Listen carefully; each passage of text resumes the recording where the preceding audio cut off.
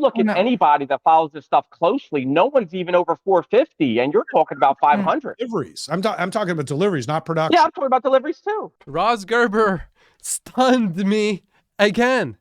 Is it possible that Tesla could deliver 500,000 vehicles this quarter? I mean, we are talking about Elon Musk here. The dude is a rocket scientist. But in reality, is it likely?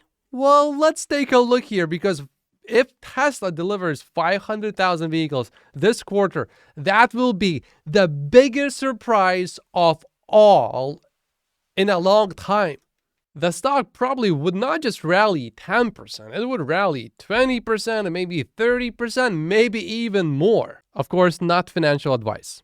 Troy currently estimates that Tesla will deliver 412,000 vehicles this quarter. The analysts are usually wrong, and Troy is usually sort of right, but he does miss a little bit. But these numbers are nowhere near 500,000. And this is Troy's track record.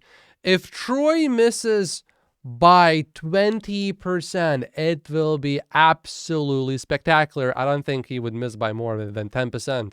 So let's say 10% is the highest number. Tesla would have to deliver 453,000 vehicles for Troy to miss 10%. And by the way, if you are a Patreon member of Troy's, then you know it's not looking really good. Things are looking worse for the quarter at this moment. And this is all short term. If you are a long-term investor, none of this really matters. But it sure is fun to speculate and look at these numbers. Another reason that is making it super difficult, last quarter, we did have 70,000 in inventory, but 36,000 of these vehicles were basically vehicles on ships, and only 27,000 specifically were in China. And this is happening because Tesla wants to flatten out the delivery wave, which in the end helps Tesla to increase profit margins. These cars that are in transit, usually that means they are on a ship somewhere in the ocean. So you can never really deplete the inventory completely down to zero, especially if Tesla wants to eliminate these delivery waves. I really hope that Tesla does deliver 500,000 vehicles this quarter. I would be super happy with that. I'm just trying to keep my expectations a little bit more realistic short term. Well, Yeah, production. all their cars. I think they're going to sell all their cars. They keep lowering prices.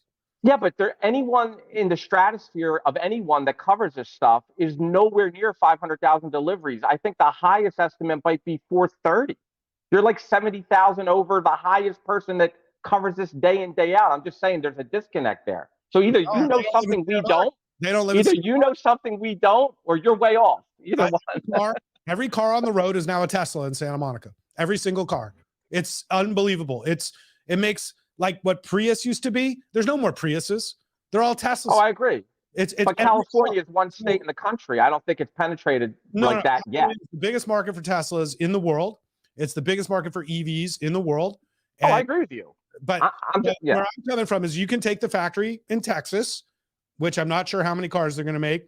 But let's say you say Fremont averages like 700,000 cars. And then you got China at 1 million cars, right? That's 1.7. And then like, why can't like Berlin and Austin make like a couple 100,000 cars this year, right? So you can get to 2 million cars. So then you extrapolate out backwards because they're not quite at that ramp level yet. And then you take the 70,000 cars they didn't sell last quarter and you add it to the 430 and you get 500. I think 2 million deliveries this year, that goal is very achievable. Just 500,000 this quarter would also imply if we achieve that right now, the 2 million goal for this year would be way too low because you would expect other quarters to scale and ramp more, and Tesla would then end up delivering more than just 2 million overall. I think in the beginning of this quarter, you could have said 500,000, especially after the price cut. Yeah, that is on the table. Right now, With every day, that is less and less likely as we get more data and we get closer to the end of a quarter. These are numbers in Europe, the inventory level. And just keep in mind, this is at 2000. So it makes it look like the inventory was at 0 earlier, but it was not.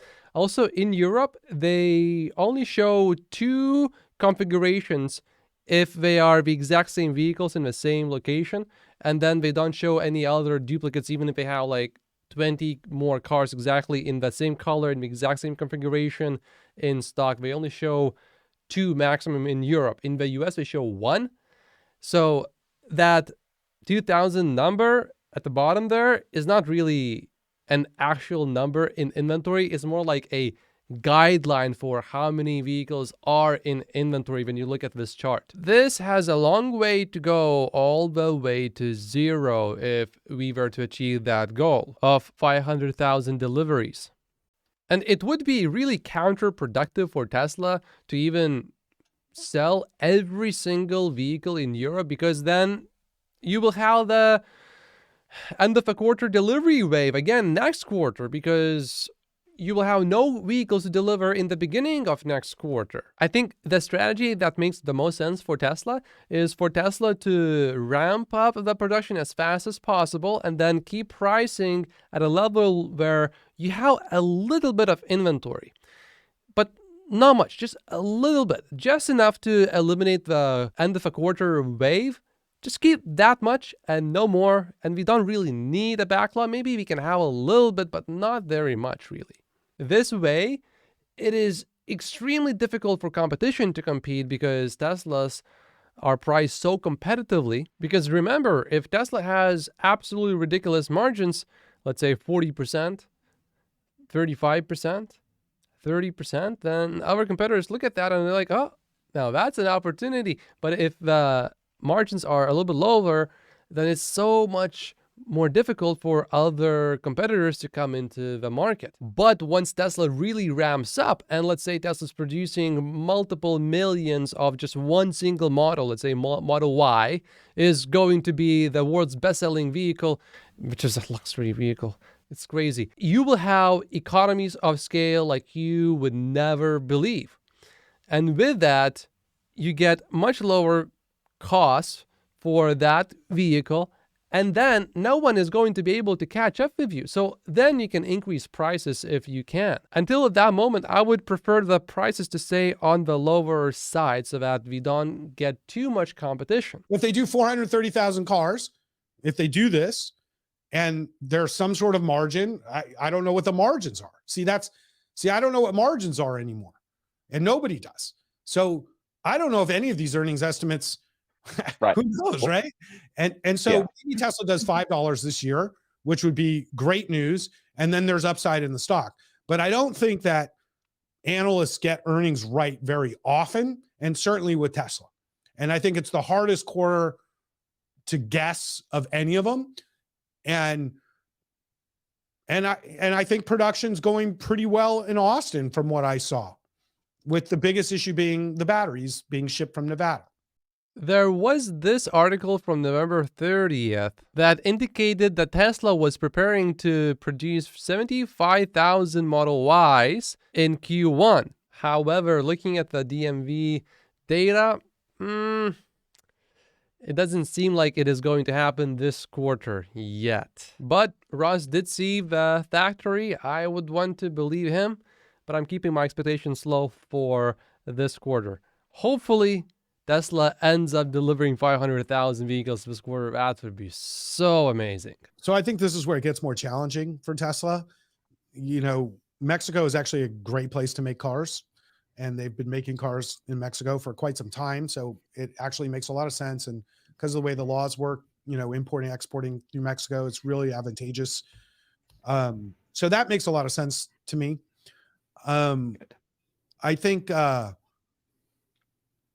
about other countries and the politics, like in India, of building manufacturing facilities, and it's so hard. Like, it's so hard to deal with these countries. Indonesia is another place where it makes sense. You have commodities, you have a huge workforce, and a big market to sell to. So Southeast Asia makes a lot of sense. I'd love to see one in Brazil. You know, Brazil, if you go in Sao Paulo and you get on a road, like you'll never see more cars ever, even for LA traffic, you know, like Sao Paulo traffic is like, makes LA traffic look fun, you know?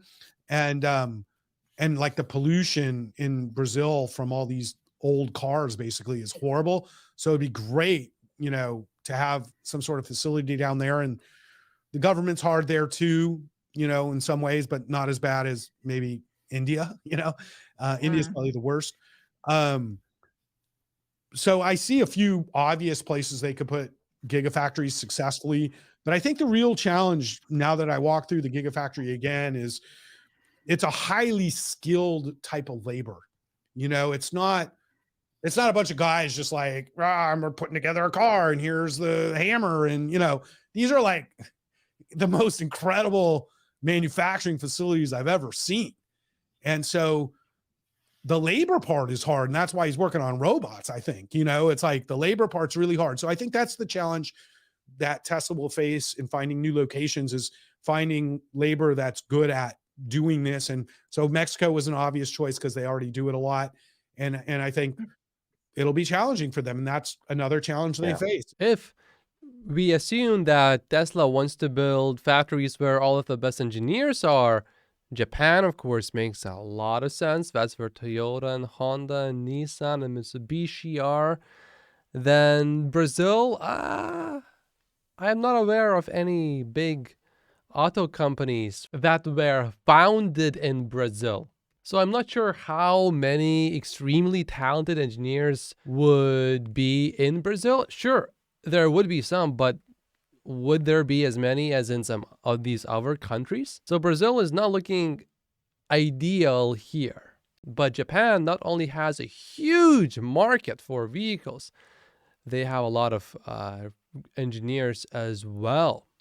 The next place that would make a lot of sense would be South Korea. South Korea also has a pretty large auto market. And the problem right now is cars made in China cannot really be exported to South Korea because these two countries don't get along. So it would make quite a bit of sense to build in South Korea, but the unions are absolutely ruthless there. So, I'm not sure about that one. One problem right now is if you build in, let's say, India or Brazil, even though supposedly you sell a lot of vehicles, these vehicles tend to be really cheap, especially in India, although India is growing its market fast. So India makes some sense, certainly for sure. Long term, Brazil, not that much yet. Another reason why it would actually make sense to build in South Korea is because India has a free trade agreement with South Korea, which China does not. Tesla could export vehicles made in South Korea to India relatively easily.